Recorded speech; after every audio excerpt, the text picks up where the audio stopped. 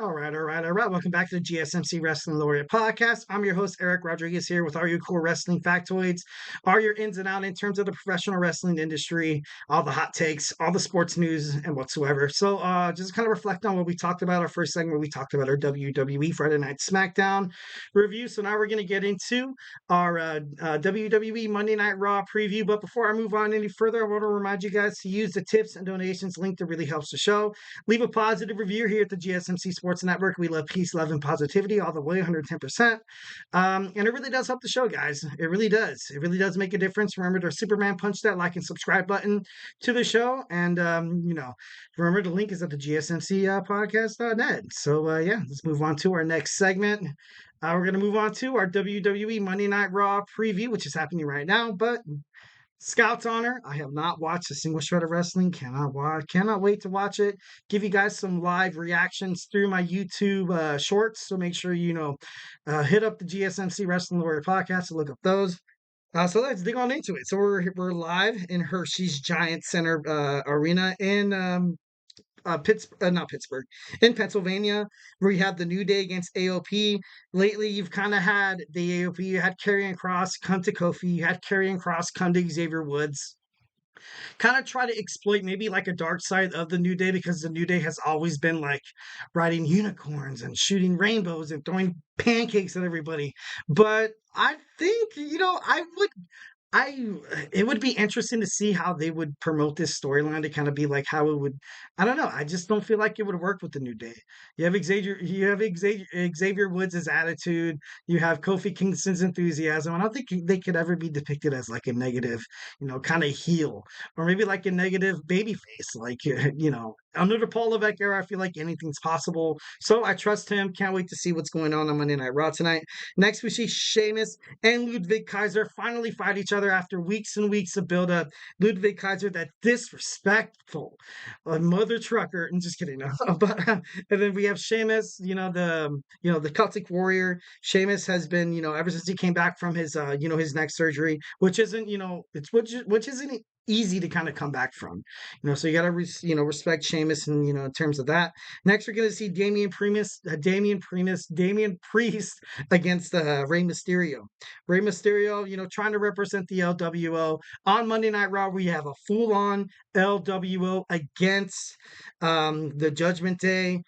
Damien Priest ultimately is probably going to beat Rey Mysterio, but I feel like Rey will leave his mark on Damien Priest. There's been a lot of speculation. I know in an interview they kind of had with Rey Mysterio. I think it was Inside the Ropes. I'm not too sure, but they kind of asked Rey Mysterio, like, would you be against going heel? And when Rey Mysterio was asked that, he kind of said, like, hey, honestly, whoever I trust ends up turning their back on me. I've tried so hard to promote these kind of people, helping Selena Vega, the LWO, everybody, kind of achieve theirs, that I haven't really focused on mine lately.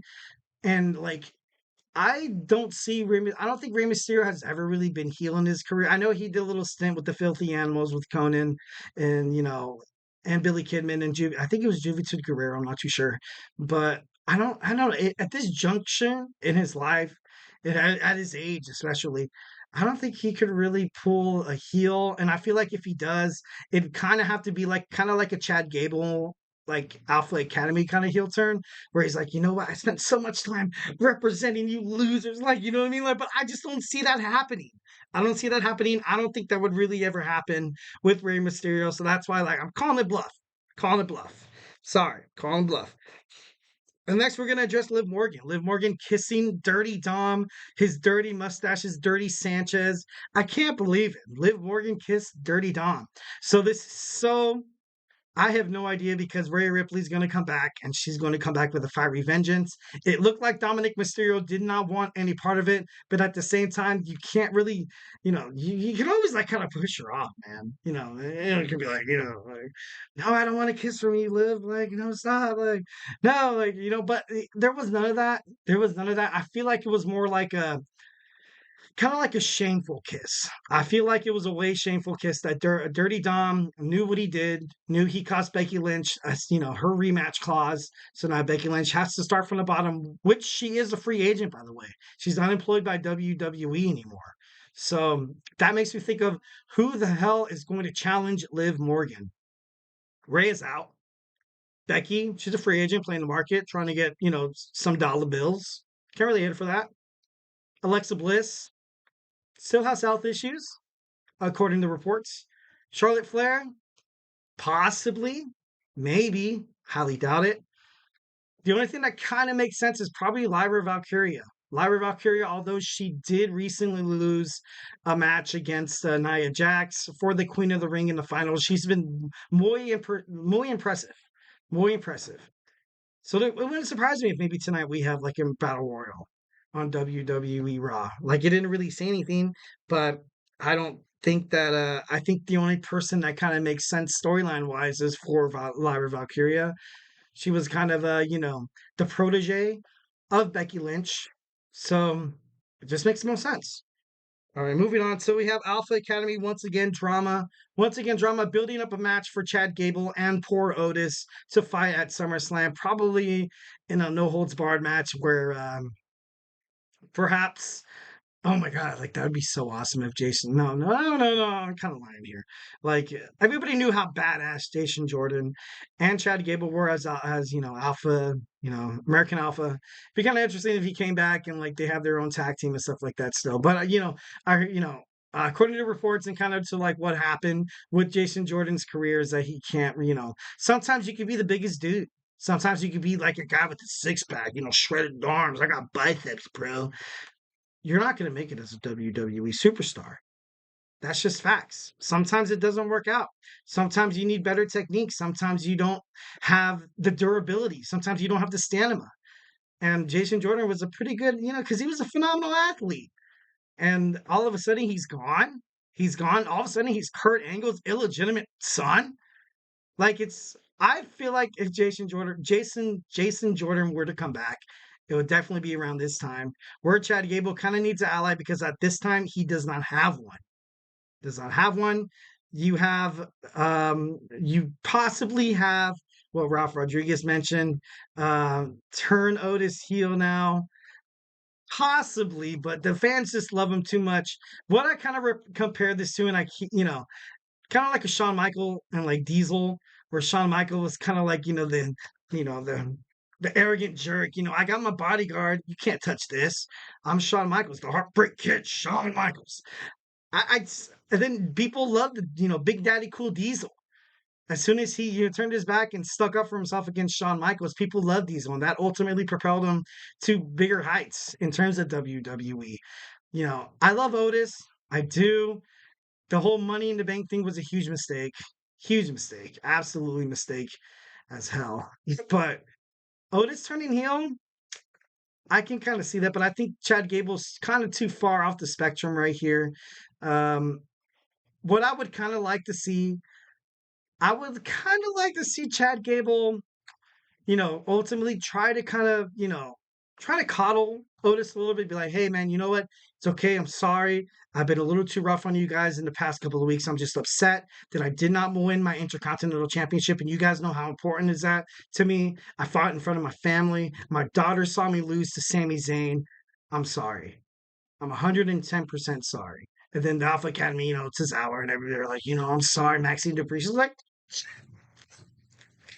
but I feel like it would just have more of a build up. So have more of a build up for Chad Gable to perhaps become that total hero, that total son of a biscuit, kind of like a Kurt Angle. Kind of like nobody liked Kurt Angle, but guess what? They respected him. He was an amazing in-ring capable, competitor. Hall of Fame. He's probably won the most championships in college wrestling, Olympic wrestling, professional wrestling combined. He's probably one of the best wrestlers in the world, number one, hands down. That could be Chad Gable. So I would like to kind of see that happening. Like I said before, okay, now kind of moving on, we have Braun Strowman. Braun Strowman needs a storyline. He's kind of been chasing around the Judgment Day for too long. It caused Becky the match throwing. It was really dumb. The way Becky Lynch lost that match was really stupid, but kind of we're running out of time here. Next, we're gonna have our tag team championship. You have the Judgment Days going against R-Truth The Awesome Truth. Should be interesting to kind of find out. I feel like at this point, if you're trying to break up the Judgment Day, which I think WWE is kind of heading toward, it'd make no sense for Damian Priest and JD McDonough to win this match.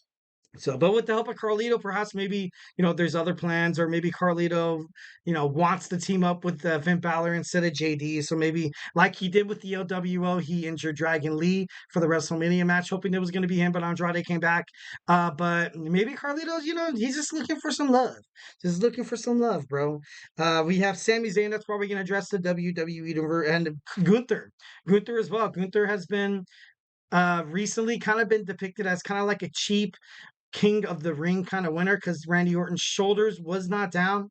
It's been confirmed. It's been confirmed by WWE. Paul Levesque said in an interview that he understands what has happened, and in the future there will be a rematch. That's why you don't see Gunther wearing the crown.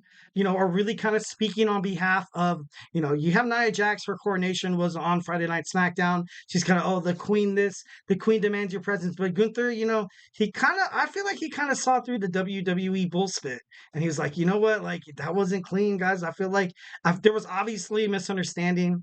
If it was purposely done, I'm not sure.